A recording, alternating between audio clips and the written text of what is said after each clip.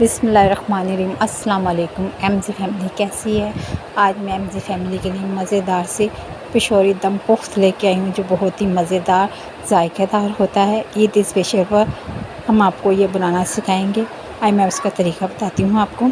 मेरे पास ये चिकनी बोटियाँ हैं जिनको मैं, और साथ ही मेरे पास हड्डी वाला गोश्त है, कुछ रूखी बोटियाँ और कुछ हड्डियाँ हैं। ये टमाटर हैं, 5-6 अदद टमाटर हैं, आधे मैंने इन्हें काट लिया था। नींबू हैं 6 अदद, मिर्चें हैं 10 से 12 अदद, साबुत लहसुन की पूथी है, प्याज है एक दरमियाने साइज़ की, 5 अदद मेरे पास आलू हैं। आइए मैं आपको तरीका बताती हूँ। सबसे पहले हम इसमें चिकनी बोटियाँ लगाएंगे ताकि जो इसका ऑयल निकले, हमारा गोश्त नीचे लगे ना, और इसका ऑयल भी इसके साथ निकल आए। चिकनी बोटियाँ रखने का मकसद ये है। अब हम जो हड्डी वाली बोटियाँ हैं वो पहले वो लगाएंगे इस तरीके से। तरतीब इसी तरतीब से रखना है। पहले हड्डी वाली जो बोटियाँ हैं वो हम रखेंगे, फिर अब जो हमारे पास रूखी बोटियाँ हैं वो हम रखेंगे, इसकी तरतीब लगाएंगे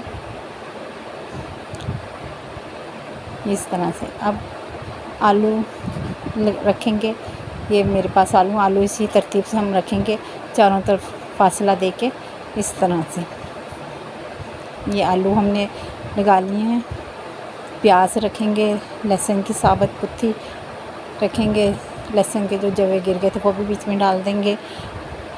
हरी मिर्चें की तह लगाएंगे इस तरह से सारी फैलाकर हमने चारों तरफ, ताकि इसकी खुशबू, इसका फ्लेवर और इसका जायका शामिल हो जाए। टमाटर यहाँ मैंने काट के लगा रही हूँ। काटने का मकसद ये है कि टमाटर अक्सर ख़राब निकल आते हैं, तो काट कर ही लगाने चाहिए ताकि जो ख़राबी वो पहले ही पता चल जाए। नींबू हैं, उनको मैंने इस तरह से काट कर सीधा इस तरह से इनका रुख ऊपर की तरफ को रखना है इस तरह से। बहुत ही प्यारी सी इसकी लुक बन गई है, बहुत प्यारा सा लग रहा है। अब मैं इसके लहसुन अदरक का पेस्ट है 2 बड़े खाने के चमचे डालूँगी पिसा हुआ। काली मिर्चें हैं मेरे पास 1 बड़ा खाने का चमचा।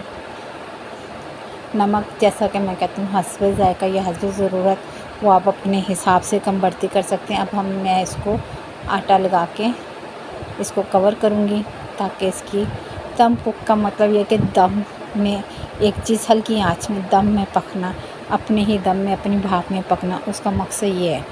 तो ये आटा लगाने से इसकी जो भाप है वो अंदर आएगी, और इसमें कोई पानी नहीं हम शामिल करेंगे, कोई ऑयल नहीं शामिल करेंगे। इसकी जो चिकनी बोटियाँ हैं उसी का ही ऑयल निकलेगा।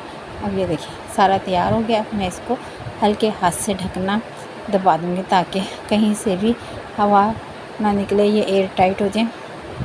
जहाँ से आपको लग रहा है कि हवा, वहाँ से इसको सही से ऐसे कर दें हाथ की मदद से।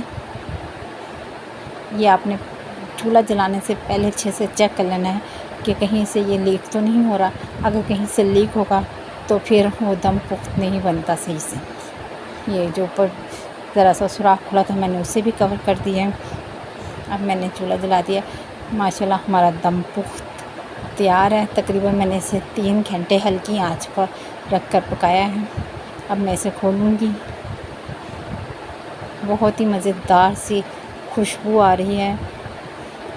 ये देखिए, इसको आराम से हम इसको हल्के से छुरी से कट लगा के, क्योंकि ये पक जाता है, टाइट हो जाता है, तो इसको हम आराम से, गर्म भी होता है, हाथ ना जलते हैं, इसलिए आराम से इसको अलग करते हैं। ये देखिए, ये मेरा सारा बिल्कुल अलग हो गया आराम से। माशाल्लाह बहुत ही मज़ेदार सा दम पुख्त तैयार है। ये देखिए इसके अंदर कितनी प्यारी खुशबू आ रही है। अब जो इसको हम, ये देखिए, ये करीब से देखें कितना प्यारा लग रहा है। ये सारा जो आटा लगा हुआ है इसको हमने सारा निकाल देना है। इसको मैंने अब डिश आउट कर दिया।